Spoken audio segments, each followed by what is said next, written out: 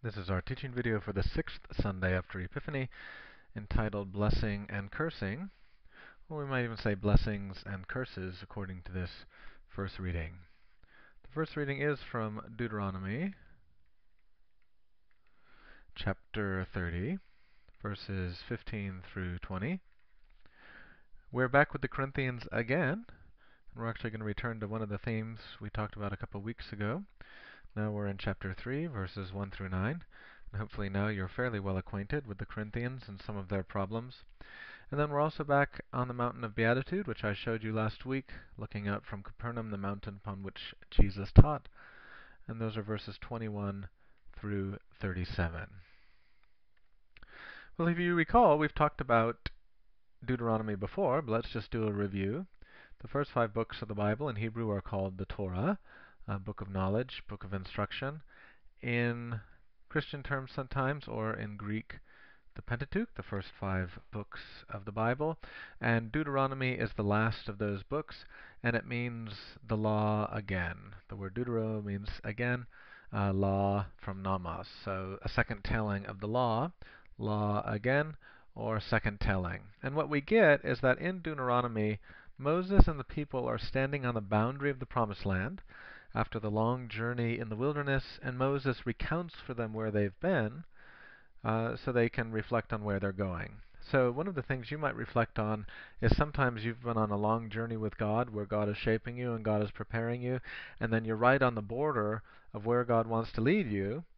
And part of being ready for the new chapter that God has for your life is reflecting on where you've been. And so Moses wants to remind them that the stakes are high.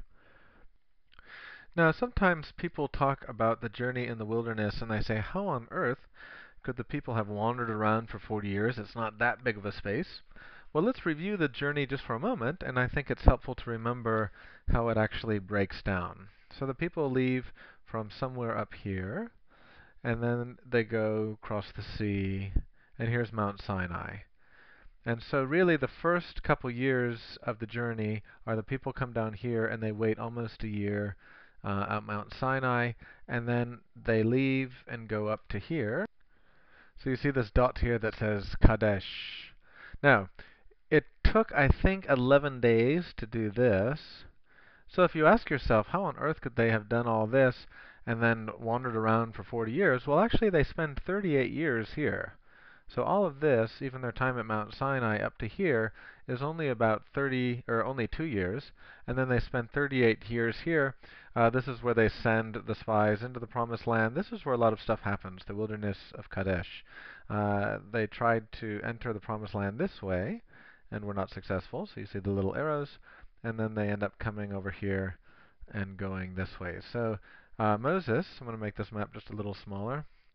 Moses is going to die here on Mount Nebo, and then it's a little bit north of there that the people are looking into the Promised Land. So when we talk about that journey that they're on, they've spent 40 years in preparation to finally enter the promised place. And as they're standing there, Moses lifts up for them a way of blessing and a way of curse. So kind of the binary choice that Moses tells them is you have life and prosperity on one hand, and on the other hand you have death and adversity. And underneath that we have obedience to God and to the law that they've received. So remember, if Deuteronomy is the retelling of the law, obedience to the law. And then we also have the problem then of disobedience, or the cheating on God with other gods. So if you bow your knee to another god, you're being disobedient to the law, but you're also breaking relationship. And that God says we have these 2 distinct paths, and you have to choose. And of course, what Moses says to the people is choose life. And so that whole time in the wilderness is a preparation to be free people and to constantly make this choice. But if in fact people are made free by God, as the slaves were and as we are in baptism, then the choice isn't automatically made, but we can go the other way too. And this road of disobedience, or this road of the curse, this road of death and adversity, is also a possibility. And I think you know, anyone in your life who's really struggled or seems to have really courted darkness and the power of death, sometimes it's really difficult to come around, or really difficult to find light and life. And so we get kind of a stark warning outside the promised land saying, hey, if you all choose this way, you're going to get kicked out of the promised land eventually. Life as God is giving it to you will not be sustainable by the life you have chosen. And so sometimes human beings are confronted with the choices we make, and we certainly don't like to talk about that, and we don't like to be confronted with the consequences of our choices, but that's life. And so here God says, choose life so that you and your descendants may live, loving the Lord your God, obeying Him, holding fast to Him, for that means life to you all the lengths of your days. Now, another way we can consider this is by using an image that Paul uses in his letter to the Corinthians when he says to the Corinthians, you are God's field. He also says you are God's building, but for right now we're going to talk about you are God's field. Now, if you remember, the Corinthians have struggled because they've been split into factions according to who introduced them to the faith, or who baptized them, or who they follow. And so Paul is using an agricultural metaphor now to say, well, so what if Apollos planted? So what if Paul watered? God is the one that gives the growth. And so this image of the field, and then of course one of the images that we get is seeds in the field, is one of the ways that Jesus is going to explain to us the life that God expects for those who are members of the new obedience. So sometimes Christianity is called the new obedience because the old obedience is what we get in the Old Testament and what we get with Moses and the people.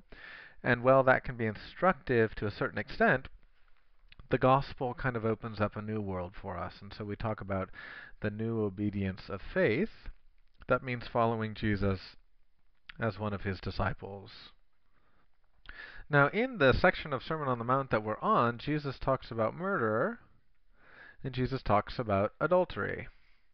And he says, you have heard it said, you shall not murder. You have heard it said, you shall not commit adultery. And I think people have heard that said. And oftentimes people will say, well, I know I'm not a perfect person, but I'm decent. I'm better than others, that's for sure. I might even say I'm good. Well, one of the things that Jesus challenges us with is, okay, you might say to yourself, I've never physically murdered someone, or you might say, okay, I've never cheated on my spouse, but what God expects is a kind of perfection that comes with the new obedience. So Jesus describes murder almost as the flower, and then he wants to get to the seed. What is the seed of murder? What is the seed of adultery? And when we talk about the seed of murder, a seed of adultery, Jesus is saying, pay attention to what you're planting in God's field, because if the seeds you plant are bad, you will grow death and adversity.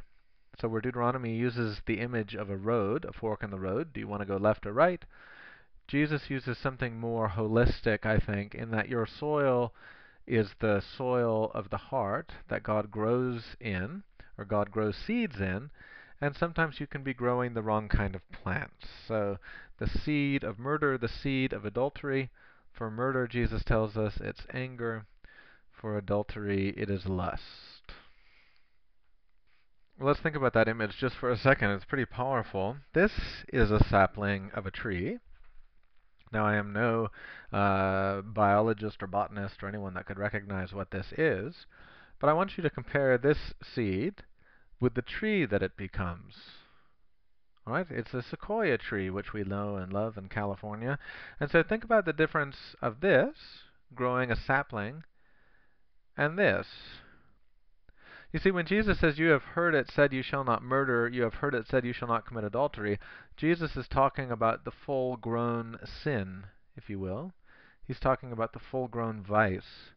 And what he's saying in the Sermon on the Mount is, deal with it here, at this stage. I mean, literally, a child could come, grab this by the hand, and pull it out by the roots. Not even an adult or a team of adults could push over the sequoia. I mean, to get it out would be a major event, and then the ground underneath it would be disturbed and so on.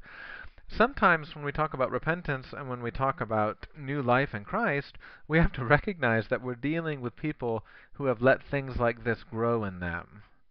And so sometimes people say, well, I just don't think transformation is possible. Well, it's possible, but you have to be patient, especially if something has grown in you across the course of your life. You're dealing with a large plant or tree. And so when Jesus calls us to be diligent to tending God's field, Be diligent in tending that which is small, which can be removed. This is actually the way that you can understand the section that oftentimes gets people confused or upset. And I would show you pictures of the image I'm going to use, but I don't want anyone to be grossed out. But really, I should just do it because I think it's important. Jesus talks about plucking out the eye. So if your eye causes you to sin, pluck it out. He says if your right hand causes you to sin, cut it off. It's better for you to lose one of your members than for your whole body to go into hell. Now what I want you to think about is the image of this, gangrene. And that's what I was not going to show you pictures of, but if you haven't seen it, you should look it up. We know that if a person gets a gangrenous wound, we know that if a person begins to become ill that way, the only way you live is by cutting it off. That doesn't surprise us at all. We would not bat an eye if you had a wound in your foot and it became a gangrenous wound. You would not bat an eye to have the foot cut off to save your life. And so Jesus is talking about sin as a kind of gangrene. So now we can kind of move from the seed metaphor to gangrene metaphor.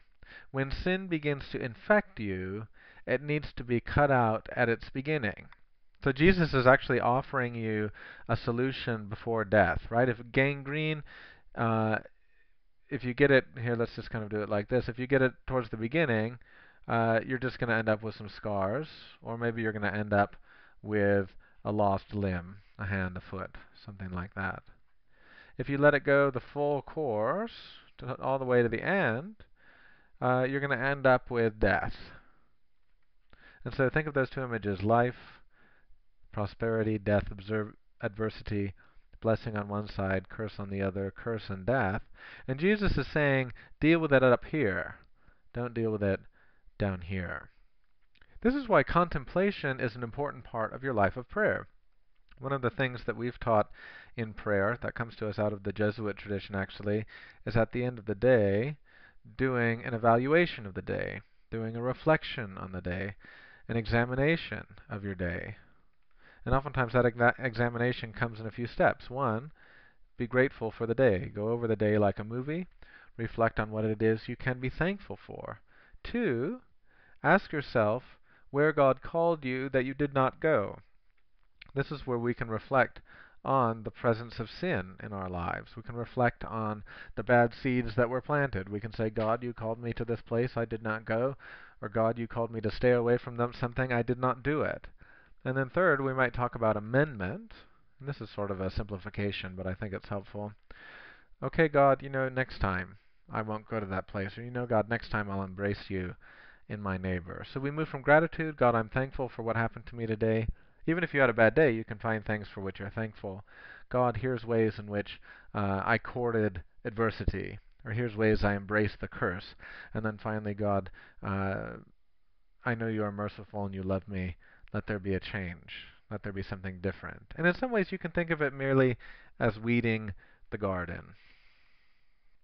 Now let me say as a kind of postscript, what's interesting about Christianity is not merely an ethic.